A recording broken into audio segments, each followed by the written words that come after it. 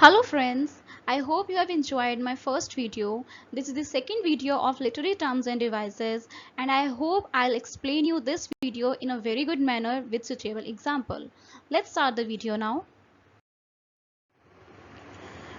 Anagram. Anagram is the same letters arranged in a different order. Let us take an example from Harry Potter. In J.K. Rowling Harry Potter series, it is revealed that Tom Marvolo Riddle is in fact the Lord Voldemort. And the revelation comes in the form of an anagram. The letters of Tom Marvolo Riddle rearranged become I am Lord Voldemort. So can you relate that? The second example is a gentleman. A gentleman is rearranged into an elegant man. Okay, let us take an example from literature. In literature, the Vladimir Nabokov, he inject himself into his novel Lolita with the character of Vivian Darkbloom. It's an anagram of his own name. Sometimes author create pseudonyms for themselves or their characters also. Let us take another example. Edward Gorey. Edward Gorey has published under many pen names, including these two. Bandwagon. Bandwagon is a trend or a belief which someone adopts because the majority of people already seems to have adopted it. While listening to a politician or reading a book, it is often observed the speaker or a writer tries to encourage the audience to think or act in a particular way because others are doing that, despite having their ideas on their own. Let us take an example from the literature Animals Farm. In the novel Animals Farm, George Orwell uses bandwagon technique effectively. At the very beginning, a song Beast of England seems to be very appealing and catchy because everyone picks it up so swiftly as if they like it. And again, we can see this technique when Boxer, a powerful and a loyal animal on the farm, promotes the bandwagon propaganda. With his work ethics, as he always tries to work hard, he maintains the view that if Comrade Napoleon says it, it must be right. This shows that he follows the Comrade Napoleon and his ideas. I'll take an example from the regular use. If my friends are non-vegetarians and often used to drink a lot, so I may drop my idea that it might be that healthy way to eat. So I drop my idea of being vegetarian and I'll join them and eat non-vegetarian foods. So like this, the bandwagon technique effects.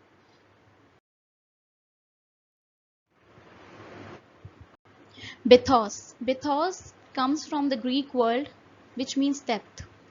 It is a sudden change in a speech or a writing from a serious or important subject to a ridiculous or a very ordinary one. It was first used by the Alexander Pope in his satirical essay on bathos. Usually comic writers used it intentionally to create humorous effect. For example, if a singer is singing a classical song on a stage and suddenly he ends up with a nursery rhyme, so it's a bathos effect he has created at the end to change to the classical singing to a nursery rhyme.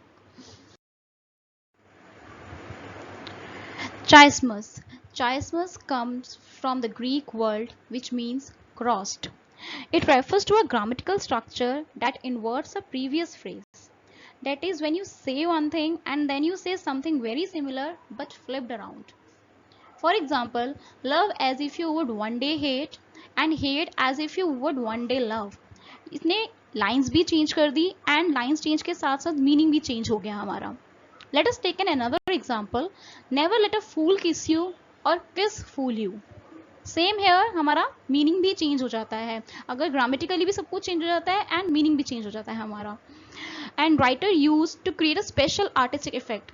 Writers इसे use करते हैं ताकि एक special artistic effect ला सके and in this way the writer can easily convey his message to a reader and he can easily communicate with them. Conceits. Conceits are a little bit of interesting literary term for me, basically. As metaphor compares two similar things, conceit compares two dissimilar things. And it was often used by the metaphysical poets. John Donne has beautifully used conceits in his poem Valediction, where he has compared two lovers with the two legs of compass. He has compared the two lovers that they are as close as the legs of compass are. We will take in another example, the flea. In this whole paragraph, the poet In the above lines, whole paragraph, the poet tells that his darling, she has no reason to deny him sexually, as a flea has sucked blood from both of them, and their blood has mingled in its gut. So the flea has become their marriage bed, though they are not married yet. इस पूरे paragraph में poet ने हमें बताया है कि lover कहता है कि उसका ब्लड और उसकी बिलवर्ड का लव एक फ्ली ने सक कर लिया है और उस फ्ली के अंदर उन दोनों का ब्लड है. So in that way they both are together. उनका मैरिज नॉट नहीं हुआ है बट फिर भी वो दोनों टुगेदर है बिकॉज एक फ्ली ने उनका ब्लड सक कर लिया है. Basically conceits are used to develop interest in the readers. Paradox. Paradox is a self-contradictory statement which can't be true, but yes, it can't be false also.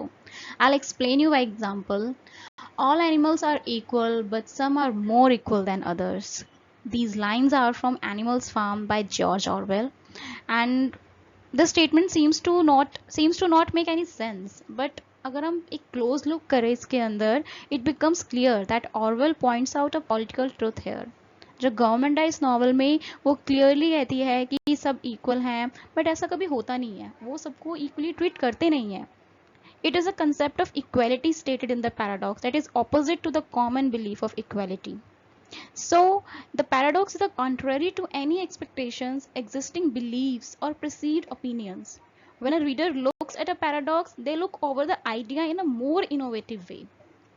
There are some questions like why is paradox used when a message can be conveyed in a straightforward and a simple manner. So here's the answer that readers enjoy more when they extract the hidden meanings out of the writing rather than something presented to them in an uncomplicated manner. So the chief purpose of paradox is to give pleasure. I'll give you another example from the day-to-day life. I know one thing that I know nothing. I've explained everything in this sentence that मैं एक चीज जानती हूँ कि मैं कुछ भी नहीं जानती हूँ. So it's a contradict effect. That's all for paradox. Anachronism. Anachronism comes from the Greek word chronos means time and ana means back or again. It's basically a person or a thing placed in a very wrong time period. For example, in Julius Caesar by William Shakespeare, there is a line, the clock has striken 3. It was clearly seen that उस time पे कोई clock नहीं थी, but in order to make the audience understand, they have used the word clock. We'll take another example, floppy disk. In today's computer world, a floppy disk is an anachronism. And another example is when an author use of an airplane in a story set in the 17th century is a perfect example of a literary anachronism because airplanes in 17th century did not exist. So that's all for today's video. I hope you like the video. Do share my channel, do share my videos, subscribe my channel and hit the bell icon. Thank you so much.